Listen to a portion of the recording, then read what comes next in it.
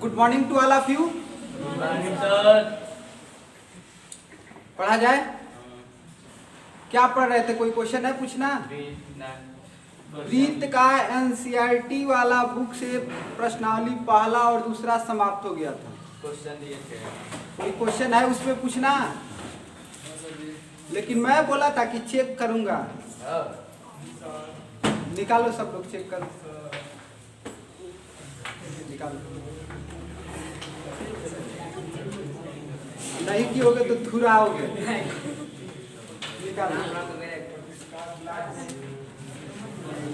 घंटा यहीं पर है, खुलने वाला। दिखाओ कान। का उठे क्वेश्चन? दू उठे। डलिया वाला कान आज दिखा।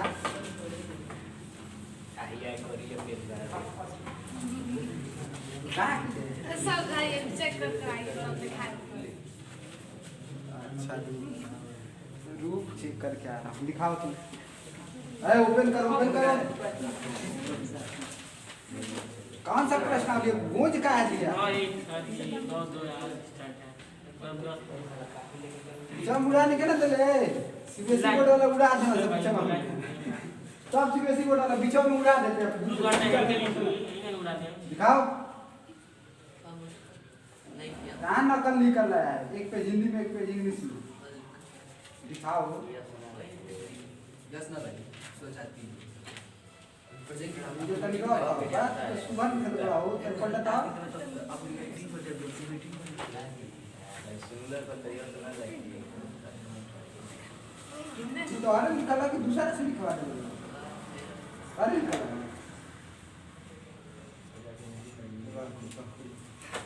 ये वाला नहीं निकालते। तुम निकालो है ना? टेंशन दिखा रहा है।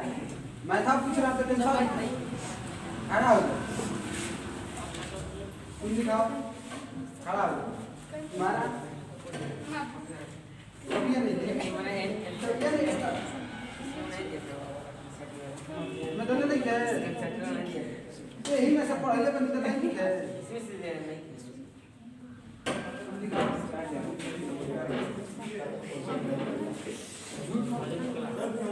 झूठ बोल रहा है, बर्बाद ये किए हो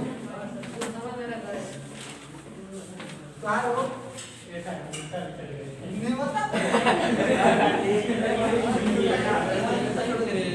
पकड़ लो हमारे काम निकालो। नहीं देवता ना छोड़ देला बाबा एक काम देवता को ना छोड़ दे। बड़ो तुम जाओ वाला यहां पे दूसरा इतना देखा तो पहला सुबह ऐसा दूसरा नहीं आता, दूसरा देखिए काम कर दिया पूरा। पहला प्रश्नावली कहाँ लिखल बड़ा घर हो रहा अरे राम भाई के तरफ हो राम भाई के तरफ एक 10 पॉइंट लिख कर काई बनाने हम तो हम एडवांस बना। तुम्हारा कहाँ है? दूसरा तो हॉल नहीं किया। थोड़ी ना देखी होए जरा चल गई तू नौता पे चल गयो। पूरी काय वो मैंने उत्तर बना रहे और बता रहा है बेवजह कमाई के खाने। चलो मन से घर पे पढ़ो।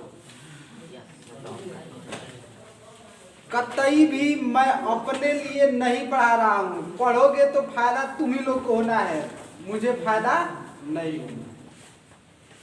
रियल बता रहा हूँ। आज बेकार लग रहा होगा कि सर जी पूछ रहे हैं, चेक कर रहे हैं, पीट रहे हैं, लेकिन अब मैं बता रहा हूँ तो इसको अभी पेन ले ले बड़े ना आई पर गोली खेले जा कि गोली पूछबा इका निकाल लिया और पेन नहीं लाते सब नदी लाए हमरो तो मांगे घरे सरकारी तनख्वाह आवत है तब वो तात पेन घट जाता है। आराम से ला मारे बस्ती में पूछा से के पास पेन नहीं है मत पूछो। मेरी बात सुन पहले ध्यान से। मन से पढ़ना क्या कर देना है, शुरू कर देना। एनसीईआरटी फोल्डर का ही प्रश्नावली 3 निकालो वृत्त में, यानी 10.3 निकल गया। और उसका क्वेश्चन नंबर फर्स्ट बोलो। वृत्तों को कोई जोड़े युग्म खींचिए, प्रत्येक जोड़े तुम्हारा में भी? बिंदु विशिष्ट है। ऐसा ही भाई वृत्तों का अधिकतम संख्या क्या है? जानती है, गुरुजी आगे रहेंगे तागे वाला किताब लेंगे। चल बाबू सुन, क्वेश्चन नंबर फर्स्ट क्या बोला है? बोल रहा है वृत्त के कई जोड़े युग्म खींचिए, प्रत्येक जोड़े में कितने बिंदु उभयनिष्ठ है, उभयनिष्ठ बिंदुओं की अधिकतम संख्या क्या है? उभयनिष्ठ समझते हो? हाँ, जो दोनों में कॉमन। चल अब बात कर लिया जाए। इधर ध्यान से देखो बोर्ड पर, बाबू ध्यान से देख। इधर पहला फिगर मुझे लग रहा है किस तरह दिया है, इस तरह दिया है। कह रहा है कि इसमें कितनी ऐसी उभयनिष्ठ पॉइंट है जहां से रेखा खींची जा सकती है। एगो हई बा आ एगो उभयनिष्ठ बिंदु हई बा, इससे अधिका नहीं। इसलिए इसमें कितने उभयनिष्ठ बिंदु है? दूसरा फिगर किस तरह दिया है? एगो सता के देले बा। इस तरह दे दिया है दूसरा फिगर। एक यहाँ पर है और यहीं से एक इस तरह बस है, तो इसमें उभयनिष्ठ पॉइंट कितना है? सिर्फ एक है। तीसरा वाला कैसे दिया है? तीसरा दूर दूर बना दिया, यहाँ पर एक बनाया और इससे थोड़ा सा दूर बनाया, कोई उभयनिष्ठ पॉइंट नहीं। बात समझ में आया? चौथा फिगर इस तरह बना दिया, ये सकेंद्रीय वृत्त है, इसके अंदर है तो कोई उभयनिष्ठ बिंदु है? नहीं है। और अगला भी फिगर दिया इसमें ऐसे दे दिया है। कैसे? तो देखो इस तरह एक हो गया और एक इस तरह दे दिया। यहाँ पर उभयनिष्ठ बिंदु कितना होगा? तो बता देंगे पहली आकृति में कितना उभयनिष्ठ बिंदु? दूसरी आकृति में एक, तीसरी आकृति में, चौथी आकृति में और पांचवी में एक। सुन लो जरा ध्यान से, ध्यान से, एक्स्ट्रा चीज है, ध्यान से समझना, क्लास 10th में आएगा। जानते हैं कि वृत्त का निर्माण अनेक बिंदुओं से हुआ है। किससे हुआ है? अनेक बिंदुओं से हुआ। अगर एक सिर्फ बिंदु से ऐसे स्पर्शी खींचा जाए, एक सिर्फ बिंदु को टच करके जाए, कितना बिंदु को? एक को, तो इसको कहते हैं स्पर्शी। क्या कहते हैं? स्पर्शी। बोले कि अगर दो वृत्त है, इसमें कितनी ऐसी स्पर्शियां खींची जा सकती है जो दोनों वृत्त को टच करे? तो यहाँ पर एक स्पर्शी इस तरह खींची जाती है, दोनों में सट के जा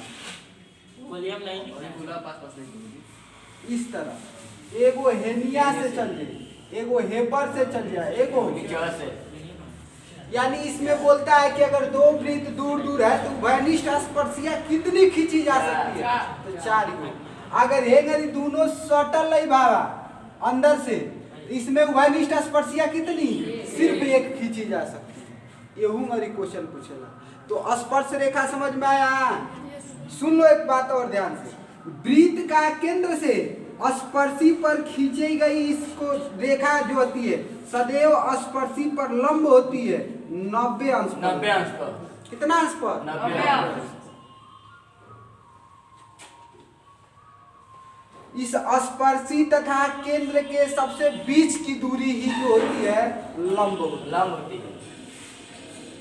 कितना समझे? क्वेश्चन नंबर सेकंड पर। क्वेश्चन नंबर सेकंड बोल रहा है, मान लीजिए कि आपको एक वृत्त दिया है, एक रचना इसके केंद्र को ज्ञात करने के लिए कीजिए। हाँ तो ज्ञात कर सकते हैं। देखो ए मुन्ना, फिर तू बात कर रहा है, फिर मांग रहा है। ललन टॉप बना दूंगा तुझे। पढ़ता है पहले तो सबसे छोटा है क्लास में। ना सजी खतरनाक है लेकिन एगो लोग बता है छोटा। वो हाइट वाला नहीं की बात कर। अच्छा ये लागत तन सलाम अच्छा ये बोर्ड पर ढेर तो इसे सोची ना देखो बाबू क्वेश्चन बड़ा सुंदर कहा है कि एक वृत्त हमको दे दिया जाए आ केंद्र पते ना हो, पूछा जाए कि इसका केंद्र कहाँ होगा, तो कोई टेक्नोलॉजी लगा दिया जाए कि केंद्र मिल जाए।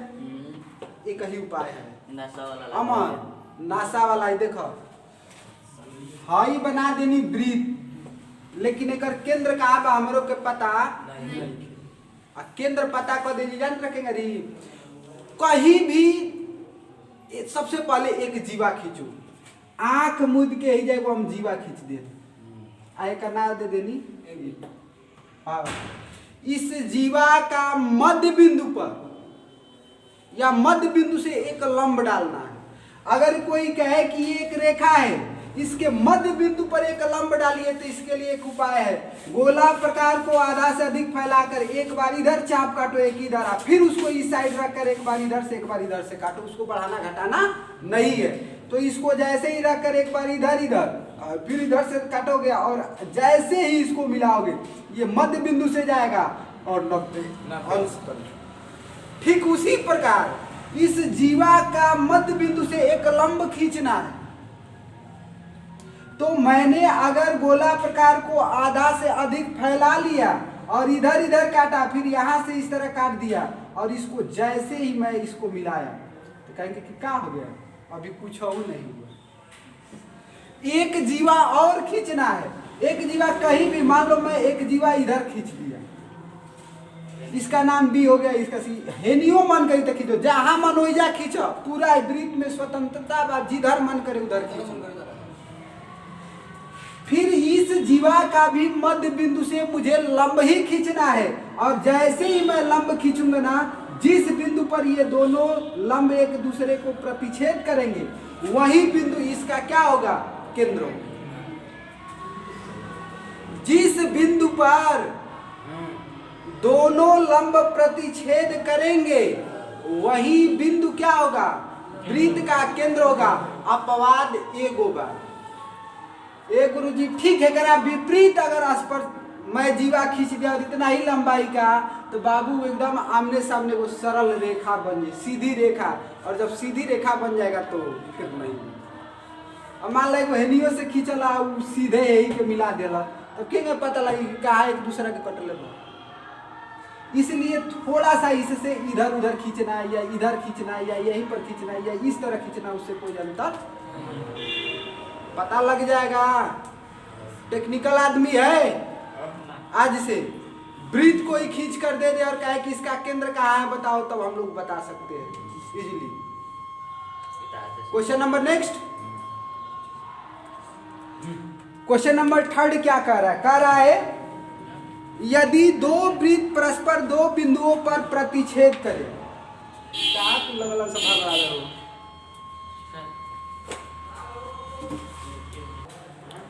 अगर यदि दो वृत्त परस्पर दो बिंदुओं पर प्रतिच्छेद करें तो सिद्ध कीजिए कि उनके केंद्र उभयनिष्ठ जीवाओं के लंब समद्विभाजक पर स्थित है। एक मतलब बुझाता, फिर से खाली पढ़ा, कहता है यदि दो वृत्त परस्पर दो बिंदुओं पर प्रतिच्छेद करें तो सिद्ध कीजिए कि उनके केंद्र उभयनिष्ठ जीवा के लंब समद्विभाजक पर स्थित है। इसका मतलब समझो यहाँ पर जरा बढ़िया से, फिगर देखो पहले। दो वृत्त है और उसमें कितनी उभयनिष्ठ बिंदुएं हैं, 2। अभी दिखाया पहला फिगर जो बनाया था, देखो एक वृत्त यहाँ पर बन गया और दूसरा वृत्त यहाँ पर बना, इनकी कितनी उभयनिष्ठ बिंदुएं, 2। कह रहा है कि अगर एक उभयनिष्ठ इसका जीवा खींचा जाए तो उभयनिष्ठ जीवा क्या होगा, ये वाला, ये क्या हो जाएगा, उभयनिष्ठ जीवा हो। ये क्या हो गया बाबू, उभयनिष्ठ जीवा। देखो क्वेश्चन बोला है यदि दो वृत्त परस्पर दो बिंदुओं पर प्रतिच्छेद करे तो दोनों बिंदु परस्पर बिंदु ए और बिंदु बी पर क्या कर रहा है, प्रतिच्छेद कर रहा है। तो सिद्ध कीजिए कि उनके केंद्र उभयनिष्ठ जीवा के लंब समद्वि भाजक पर होंगे। इस उभयनिष्ठ जीवा का लंब समद्वि भाजक जो होगा मध्य बिंदु से जो लंब इस तरह खींचा जाएगा उस पर हो। ये हमको क्या करना है? सिद्ध करना।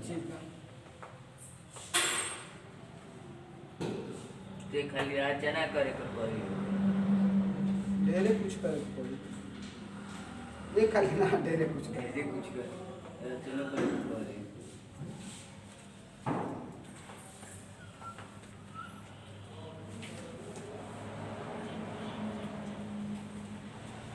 और लंब समद्वि भाजक पर होगा। चलो बता दे। हाँ ए मुन्ना देख, अगर बोलूं इस वृत्त का केंद्र O है और इस वृत्त का केंद्र O डैश है, इसका नाम A हो गया, इसका नाम B हो गया और इसका नाम अगर मैं D दे दूं, जरा ध्यानपूर्वक देखो। बोला है हमको ये सिद्ध करना है कि इसके दोनों केंद्रों को मिलाने वाली जो रेखा है इस जीवा को AB जीवा को 90 अंश के कोण पर, कितना अंश के कोण पर? 90 अंश के कोण पर समद्विभाजित कर रही है, अर्थात AD बराबर BD हम लोग को सिद्ध करना है। थोड़ा सा बड़ा है लेकिन शब्द रखोगे तो होगा। प्रश्नावली 10.3 का क्वेश्चन नंबर 30। देखो ये देखो तो जी, ये वाला पोर्शन आ रहा है। क्वेश्चन नंबर कौन सा है? 10.3 का नहीं, क्वेश्चन नंबर 3 है। प्रश्नावली कौन सा है? 10.3। देखो ध्यान से लिख दिया, पहले की दिया है। क्या लिखा? दिया है। दिया है में लिखेंगे एक वृत्त को इंग्लिश में क्या कहते हैं? इसका केंद्र O है और त्रिज्या R कर दिया, तथा दूसरा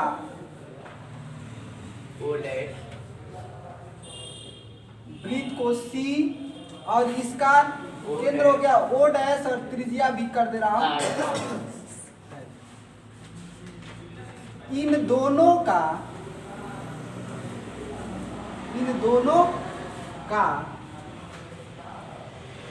उभयनिष्ठ बिंदु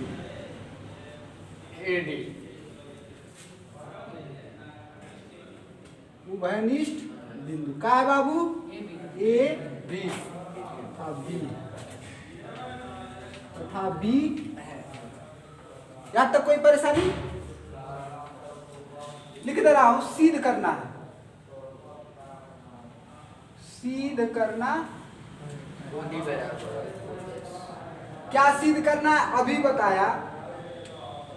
OD नहीं, AD बराबर BD।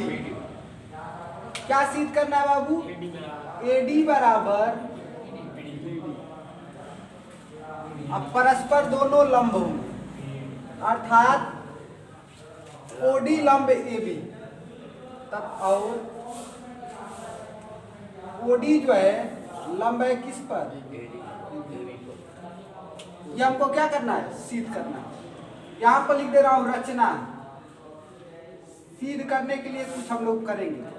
रचना में O को OA से, A को यहाँ O डैश से, इधर भी O को B से, इधर O डैश से, इस तरह मिला लिखा। रचना में OA कामा OB तथा एक O dash A comma O dash B को मिलाया। O डैश B को मिलाया। कोई परेशानी? देखो अब कह दे रहा हूं उपपत्ति।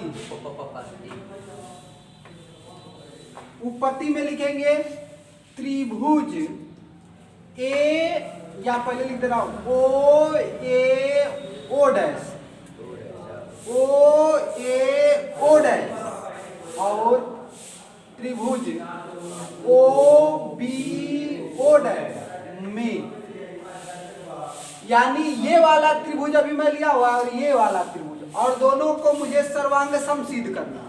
क्या सिद्ध करना है? सर्वांग सम। देखो कैसे सिद्ध करेंगे, इस त्रिभुज का ऊपर वाला त्रिभुज का ओ ए, ऊपर वाला त्रिभुज का ओ ए बराबर होगा इस त्रिभुज में ओ बी के, और लिख देंगे क्या है? त्रिज्या है। और एक ही वृत्त की त्रिज्या आपस में क्या होती है? बराबर। ए ओ डैश बराबर इधर हो जाएगा बी ओ डैश, दोनों उस वृत्त की त्रिज्या है, या भी क्या हो जाएंगी? आपस में बराबर हो जाएंगे। अब फिर एक बात कहें, इसमें एक चीज देख रहे हो, उभयनिष्ठ ओ डैश जो है ना, उभयनिष्ठ है ओ डैश का, और इसको लिख दिया उभयनिष्ठ। देखो, यानी दोनों त्रिभुज का तीनों भुजाएं परस्पर आपस में क्या हो गई? बराबर हो गई। इसलिए त्रिभुज ओ ए ओ डैश सर्वांग सम है किस त्रिभुज के? तो ओ बी ओ डैश। किस प्रकार की सर्वांग समता है? साइड साइड सर्वांग समता से। आगे लिख लें, इससे कोई परेशानी? जो बढ़िया बात है, पहले सीखो, इतना ही नहीं है, अभी थोड़ा सा लंबा है। अब कहेंगे कि जब दोनों सर्वांग सम हो गए, जब दोनों सर्वांग सम हो गए, तो इसका मैं एक कोण लिख रहा हूं, और कोण का नाम दे रहा हूं कि ए ओ डैश, ए ओ डैश बराबर होगा इसका ए ओ डैश बराबर होगा बी ओ डैश का। किसके? B O dash. लिख सकते हैं कोड बी ओ डैश। यहाँ पर लिख सकते हैं सी पी सी टी द्वारा। क्या लिख सकते हैं? सी पी सी टी द्वारा। और इतना ही बात रहने देते हैं। फिर चलते हैं, त्रिभुज ए ओ डी तथा त्रिभुज बी ओ डी में, किसमें? B O D. अब इस दोनों त्रिभुज में पहला बात कहेंगे ओ ए बराबर ओ बी, ओ ए बराबर ओ बी, और इसको लिख देंगे त्रिज्या है। एक ही वृत्त की त्रिज्या है तो आपस में क्या होंगी बाबू? बराबर होंगी। दूसरा बात कहेंगे ओ डी बराबर ओ डी, और ये कहेंगे उभयनिष्ठ है। क्या है? उभयनिष्ठ है। इसमें कोई परेशानी? और एक कोण जो है ना, अभी देखे है इस वाला से, इसको समीकरण फर्स्ट मान ले रहा हूं कि यहाँ पर ए ओ डैश जो है, ए ओ डैश ये बराबर है किसके? तो बी ओ डैश का, बी ओ डैश का। ये ना कोण है, हाँ, ये आपस में क्या है? बराबर है, समीकरण 1 से। यानी कहेंगे कि यह दोनों त्रिभुज जो है, इसलिए दोनों त्रिभुज ए ओ डी सर्वांग सम है किसके? त्रिभुज बी ओ डी के। किस प्रकार की सर्वांग समता? कसौटी से, साइड एंगल साइड से। किससे बाबू? साइड एंगल साइड सर्वांग समता कसौटी से।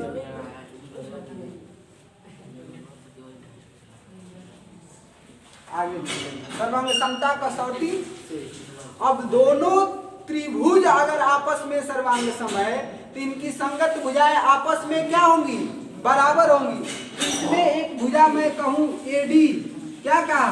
एडी बराबर होगा किसके? बीडी के, और ये आपस में बराबर होगा क्यों? तो कहेंगे सी पी सी टी द्वारा। अब बात जरा सा समझो, ये दोनों भुजा अगर आपस में बराबर है तो समद्विभाजित मतलब कह रहा है कि लंब समद्विभाजक होगा। तो पहले तो ये दोनों आपस में बराबर हो गया, कोण बराबर करना है, सीध क्या करना है, कोण बराबर सीध करना है। तो कहेंगे एक बात कि कोण ADO प्लस कोण BDO बराबर 180 अंश। अब देखो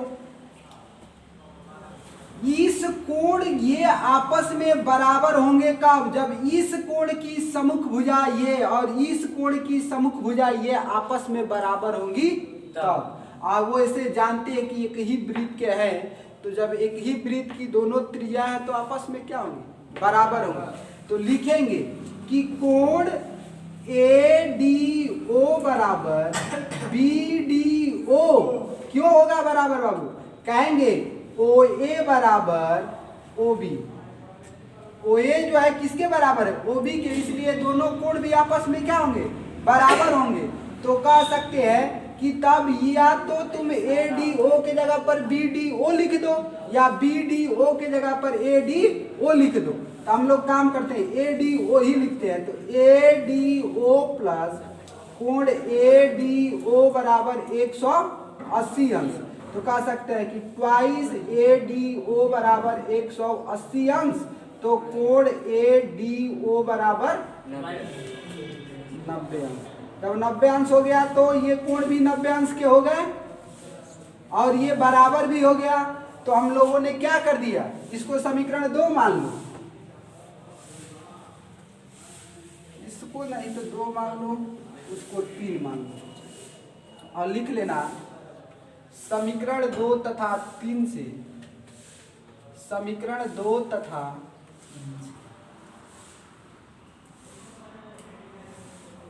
3 से AB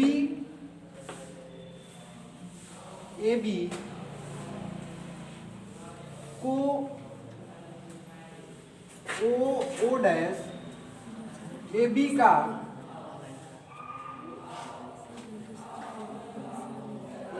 का O डैश लंब समद्विभाजक है, लंब समद्विभाजक इतना लिख लीजिए। समझ में आया है?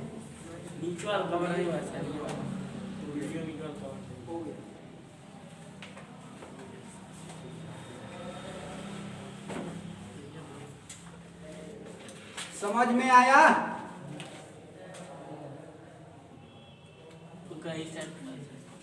आज के लिए इतना ही, फिर मिलेंगे नेक्स्ट डे, नेक्स्ट एपिसोड में। Thank you, have a nice day and enjoy your याद